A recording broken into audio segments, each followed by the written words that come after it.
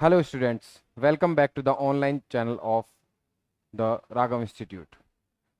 जैसा कि हम एक करंट अफेयर की सीरीज कवर कर रहे हैं, डेली बेसिस पर जितने इम्पोर्टेंट करंट अफेयर्स हैं वो हम इन्हें सीरीज देख रहे हैं। आज की जो करंट अफेयर की सीरीज है, जिसमें सबसे बड़ा टॉपिक जो हमें दिखा है वो रहा है तिब्बत समाधान अधिनियम, तिब्बत सेटलमेंट एक्ट। ये एक्ट जो है अमेरिका द्वारा पारित किया गया, लेकिन इसे कहा जा रहा है तिब्बत सेटलमेंट एक्ट, क्योंकि ये जो है ये चाइना और तिब्बत रीजन जो है उसके ऊपर जितना डिस्प्यूट है उसको शांतिपूर्वक तरीके से समाधान करने के लिए रेस्पॉन्सिबल रहेगा, ऐसा की उम्मीद की जा रही है। और हम कह रहे हैं उम्मीद की जा रही है मतलब क्योंकि ये मुद्दा जो है ये जियो पॉलिटिक्स का है, मतलब कि ये बाइंडिंग नहीं है कि ये ऐसा होगा। ये एक पॉसिबिलिटी है कि हाँ, ऐसे एक्ट से एक शांतिपूर्वक समाधान निकल सकता है, क्योंकि जहां भी विश्व में अशांति और युद्ध जैसी संभावनाएं होती हैं वहां यूएन चार्टर जो है वो कहीं ना कहीं इफेक्टिव होता है। और जैसा कि हम जानते हैं अमेरिका एक महाशक्ति है, तो अमेरिका द्वारा एक सेटलमेंट एक्ट पारित किया गया है। वो किसके रिगार्डिंग है? वो है तिब्बत की सीमा विवाद, क्योंकि तिब्बत पर चीन अपना आधिपत्य बताता है कि चीन कहता है कि Tibet is not a sovereign country, Tibet is part of China. ठीक है, तो वो चाइना को अपना अभिन्न अंग, तिब्बत को अपना अभिन्न अंग मानता है। जैसा कि हम यहाँ इस मैप में देख भी पा रहे हैं, ये जो बाउंड्री है, ये जो टेरिटरी है, it is part of Tibet. ये एक तिब्बत रीजन है, ठीक है, ये चाइना है और चाइना इसे अपना पार्ट कंडेम कर रहा है। इसी की वजह से काफी सारी बार 1951, 1959 में बहुत सारी बार विवाद हुआ है। ठीक है, इससे पहले भी इस तरह के दो चार्टर और आ चुके हैं, जिसमें पहली बार जब अमेरिका ने कंडेम किया था तो उसने कहा था Tibet is not sovereign country, तो उसने चीन का आधिपत्य स्वीकार किया था तिब्बत पर। उसके बाद दूसरी बार जो कहा, उसने अपने यहां पर दलाई लामा जो हैं उनको बुलाया एक मतलब उनको जो अपनी तरफ से बुलाया गया, एक तो होता है कि राजनायिक की तरह बुलाया गया, पर उन्हें जो वहां बुलाया गया वो एक गुरु की तरह बुलाया गया। कौन से गुरु? आध्यात्मिक, क्योंकि वी नोज कि जो तिब्बत रीजन है वो क्या है? बौद्ध रीजन फॉलो करता है, बौद्ध रिलीजन फॉलो करता है। चलिए इस न्यूज को आगे कवर करते हैं। अमेरिकी Congress, upper house of America द्वारा तिब्बत चीन विवाद समाधान अधिनियम पारित किया गया है। हम क्या कह रहे हैं? तिब्बत समाधान, तो तिब्बत चीन विवाद का जो समाधान अधिनियम है वो पारित किया गया, जिसे हम क्या कह रहे हैं? तिब्बत समाधान अधिनियम। ठीक है, यह है न्यूज। अब जानते हैं कि इस न्यूज में क्या इंपॉर्टेंट है। देखिए, तिब्बत समाधान अधिनियम 2024 किस लिए पारित किया गया? शांतिपूर्ण वार्ता के माध्यम से अंतरराष्ट्रीय कानून और यूएन चार्टर के अनुसार। मैंने कहा था आपको, यूनेट चार्टर जो है उसके अनुसार तिब्बत रीजन विवाद का शांतिपूर्ण समाधान, पीसफुल सेटलमेंट। तो पीसफुल सेटलमेंट के लिए, ताकि युद्ध जैसी चीजें नहीं हो। जियोपॉलिटिक्स में क्या होता है? अगर आप एक सॉवरेन कंट्री हैं, तो सॉवरेन का मतलब यह है कि आपके डिसीजन आप खुद ले रहे हैं, कोई दूसरा नहीं लेगा। यहां पर अमेरिका का इन्वॉल्वमेंट एक डिस्प्यूट क्रिएट कर सकता है, बट ये जो उद्देश्य है कि इसमें समाधान के लिए कहा गया है, इसमें ये एक्सेप्ट नहीं किया गया है कि तिब्बत एक सॉवरेन पार्ट है। ओके, इसके मुख्य प्रावधानों के बारे में जानते हैं कि अमेरिकी सरकार को तिब्बत पर अपनी स्थिति को मजबूत करने के लिए प्रोत्साहित किया गया है कि वो चाहे अमेरिकी सरकार सॉरी अमेरिकी सरकार जो है तिब्बत के बारे में डिसीजन ले सके कि तिब्बत सॉवरेन पार्ट है या नहीं है, इस डिस्प्यूट को कैसे रिजॉल्व किया जा सके। दूसरी चीज, चीन द्वारा तिब्बत के बारे में फैलाई जा रही गलत सूचनाओं के कि भाई तिब्बत एक डिस्प्यूट क्रिएट कर रहा है, वो चाइना का सॉवरेन पार्ट है, क्योंकि चाइना कंडेम करता है कि तिब्बत चाइना का पार्ट है और ताइवान भी चाइना का पार्ट है। ठीक है, तो ये मुद्दे जियोपॉलिटिकल हैं का सक्रिय रूप से मुकाबला करने के लिए अमेरिकी विदेश विभाग के अधिकारियों को सशक्त बनाने का उद्देश्य है। जो अमेरिकी विभाग के जो अधिकारी हैं, विदेश अधिकारी, फॉरेन ऑफिसर्स, फॉरेन जितना भी इंचार्ज है उसके हाथ में, उनको और अधिक सशक्त बनाना, पावरफुल बनाना, उसके लिए ये क्या किया गया है, ये एक्ट पारित किया गया है। समझ पा रहे हैं आप कि क्या है असलियत? वो ये है कि अमेरिका चाहता है कि वो इन दोनों के बीच में एक नेता बनकर निकले, एक दादा बनकर निकले और कहे कि आप लोगों के बीच में जो भी डिस्प्यूट है उसको सॉल्व कीजिए, क्योंकि चाइना जो है तिब्बत पर अपना आधिपत्य बताता है। इसी के लिए क्या हुआ था कि वहां के जो कुछ लोग हैं, कहां के, तिब्बत के, वो इंडिया आ गए और उन्होंने यहां अस्थायी सरकार बनाई खुद की, क्योंकि वो निर्वासित थे। वहां से निकलकर इंडिया के पार्ट में आए तो उन्होंने निर्वासित सरकार बनाई, जो कि अस्थायी होती है। निर्वासित सरकार होती है कि आप अपने भूभाग पर ना होकर किसी और भूभाग पर जाकर वहां एक अस्थायी सरकार का निर्माण करें और अपने रीजन के बारे में कुछ डिसीजंस ले सकें। अधिनियम दलाई लामा और तिब्बती समुदाय के निर्वाचित नेताओं के साथ साथ बिना किसी पूर्व शर्त, ये बिना किसी पूर्व शर्त मतलब इसमें कुछ भी ऐसा ऑफिशियली बाइंडिंग नहीं है कि पहले से ही कोई एक प्रॉमिस हो या फिर कुछ शर्तें हो। ठीक है, कोई कंडीशंस नहीं है इसमें, कि वार्ता को बढ़ावा देता है कि पहले से जो कुछ रहा है कि कुछ प्रोमिसेस रहे हो वो नहीं रहे हो, बट उस सब को साइड में रख के एक शांतिपूर्वक समाधान निकाला जा सके, जिससे कि पॉलिटिकल स्टेबिलिटी बढ़ सके, मतलब जिससे कि राजनीतिक स्थिरता बढ़ सके, जियो पॉलिटिकल, भू राजनीतिक स्थिरता बढ़ सके। क्योंकि अभी हम देख रहे हैं काफी सारे युद्ध चल रहे हैं, रशिया यूक्रेन चल रहा है, इजराइल फिलिस्तीन चल रहा है। इस तरह के जो डिस्प्यूट हैं, रह रहकर चाइना कभी किसी कंट्री की बाउंड्री को अपना कंडेम करता है, फिर उन दोनों के बीच में डिस्प्यूट होता है। इस तरह की चीजें पूरे जियो पॉलिटिकल एनवायरनमेंट में चल रही हैं। तिब्बती लोगों के आत्मनिर्णय को मान्यता देता है, क्योंकि सॉवरेन है तो वो अपना डिसीजन ले सकें, इस चीज को मान्यता देता है और मानव अधिकारों की रक्षा के लिए समर्थन प्रदान करता है। मानव अधिकारों की रक्षा कब हो पाएगी? जब जियोपॉलिटिकल स्टेबिलिटी पूरे विश्व में स्थापित हो जाएगी। जब कोई देश दूसरे देश को अपना कंडेम नहीं करेगा, तब जाकर ये पॉलिटिकल स्टेबिलिटी स्थापित हो पाएगी। आइए आगे कवर करते हैं। एक क्या है इसका कि इस अधिनियम के अंतर्गत तिब्बत में न्याय और शांति के लिए अंतरराष्ट्रीय समुदाय को सशक्त बनाने का भी उद्देश्य है। अंतरराष्ट्रीय समुदाय, वो इंटरनेशनल कम्युनिटीज, उनको क्या किया जाए, न्याय और शांति के लिए सशक्त बनाया जाए, कि उनके न्याय और उनके यहाँ पीसफुल लाइवलीहुड रहे, उस चीज को भी ध्यान में रखा जाए। ठीक है, अब देखते हैं चीन तिब्बत जो विवाद है उसका बैकग्राउंड क्या है। जैसा कि मैंने आपको बताया था कि तिब्बत की स्वतंत्रता का दावा, तिब्बत कहता है कि वी आर सॉवरेन कंट्री। तो तिब्बत एक स्वायत्त क्षेत्र है जो तिब्बती पठार का भाग पर स्थित है।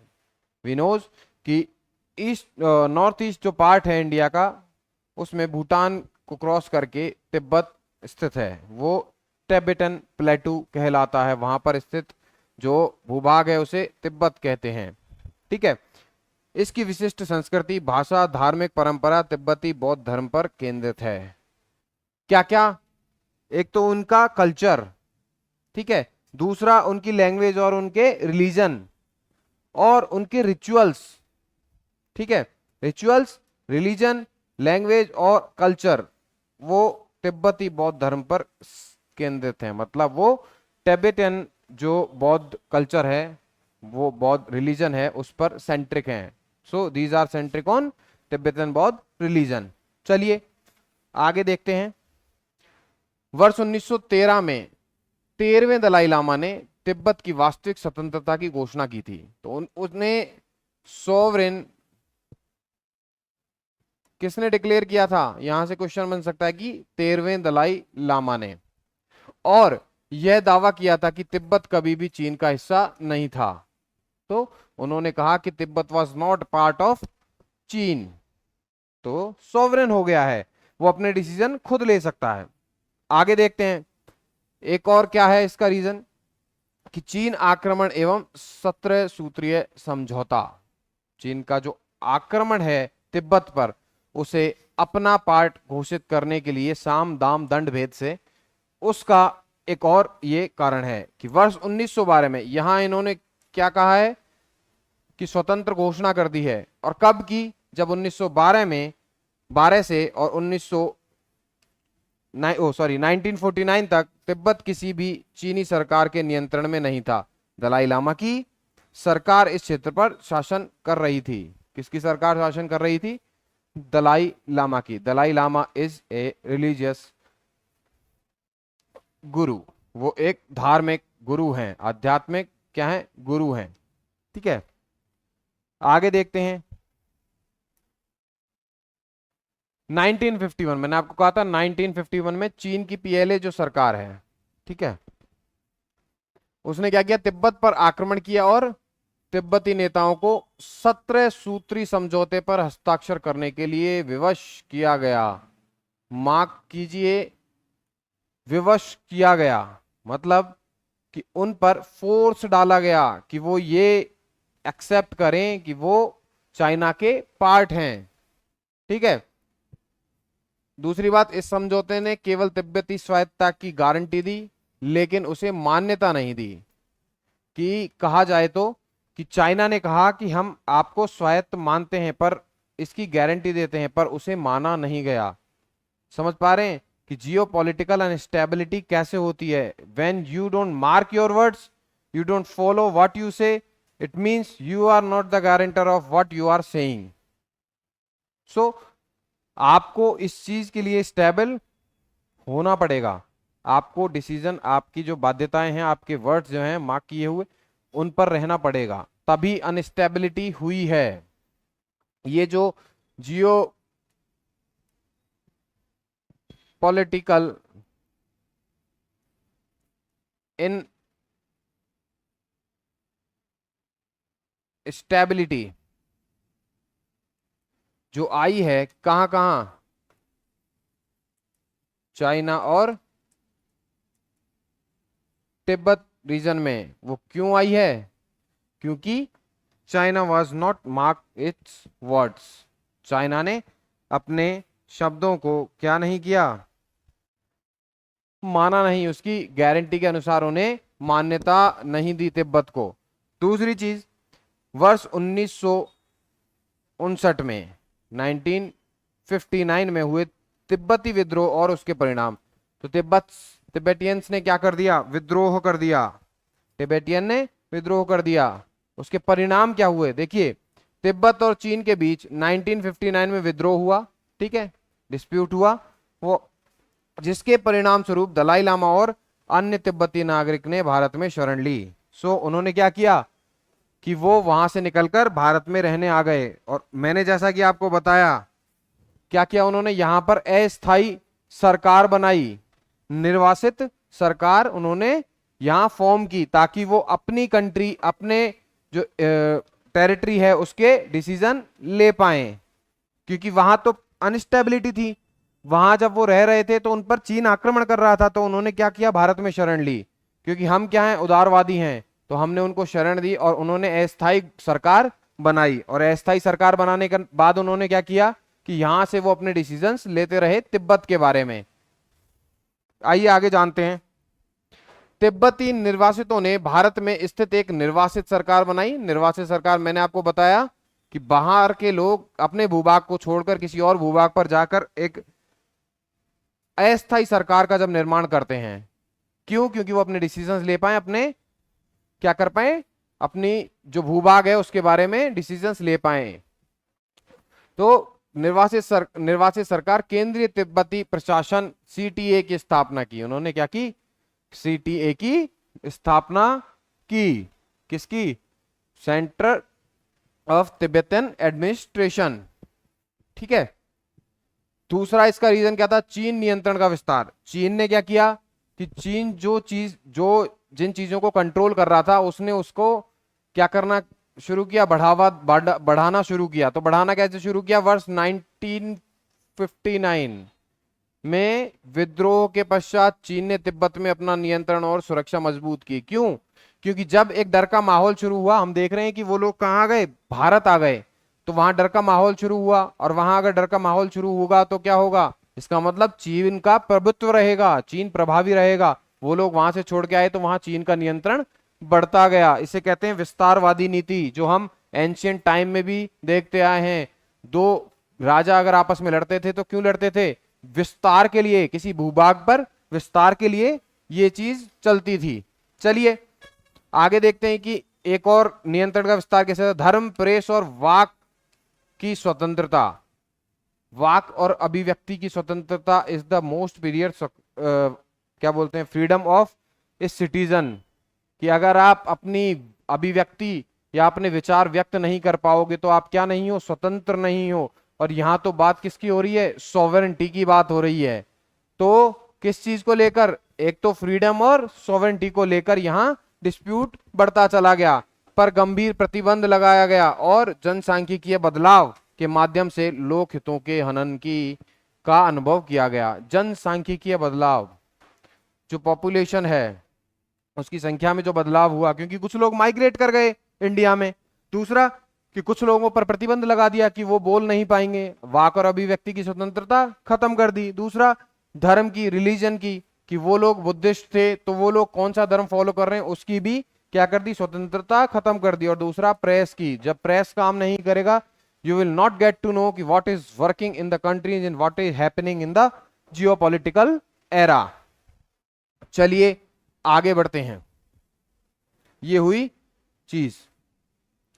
तो हम इसके आगे क्या देखते हैं कि हमने जितना भी जियो पॉलिटिकल इशू कहां देखा? चाइना और तिब्बत में। इसके पीछे का रीजन ये है कि चाइना खुद को सॉवरेन बताकर बाकी जो कंट्रीज हैं, जैसे कि उसके टेरिटरी से अलाइन जो कंट्रीज हैं, कौन कौन सी हो गई? बुद्धिस्ट हो गई, तिब्बत, और कौन सी दूसरी जो सेमीकंडक्टर हब है कंट्री? ताइवान। तो इन दोनों को अपना भाग बताता है कि वो कहता है कि ये दोनों कंट्री सॉवरेन नहीं है। सॉवरेन नहीं है तो क्या है? यहां पर राजनयिक नियुक्त नहीं हो सकते। ठीक है। कौन से एम्बेसडर्स नियुक्त नहीं हो सकते। दूसरा क्या होगा कि यहां पर इसके जो सॉवरेन डिसीजन है वो जियो पॉलिटिकल डिसीजंस वो कौन लेगा? खुद चाइना लेगा। तो दे आर नॉट सॉवरेन। वो अपनी तरफ से अपनी इवन सेमीकंडक्टर्स अगर वर्ल्ड वाइड सप्लाई कर रहे हैं तो उसका डिसीजन कौन लेगा? फिर चाइना लेगा। तो क्या होगा इससे इफेक्ट? इससे इफेक्ट ये होगा जो ताइवान है वो ग्रोथ नहीं कर पाएगा, उसी तरह तिब्बत भी ग्रोथ नहीं कर पाएगा। वहां जो रिलीजन है उसकी प्रॉस्पेरिटी क्या हो जाएगी? डिमोलिश हो जाएगी। और तिब्बत जो है वो क्या है? बौद्ध रिलीजन फॉलो करता है। ठीक है। तो इसीलिए हम क्या देखते हैं कि ये एक जियोपॉलिटिकल अनस्टेबिलिटी का एक पार्ट बन जाता है। तो हमने जियोपॉलिटिकल इशू देखा कौन सा? चाइना और तिब्बत का। ठीक है। Thank you so much.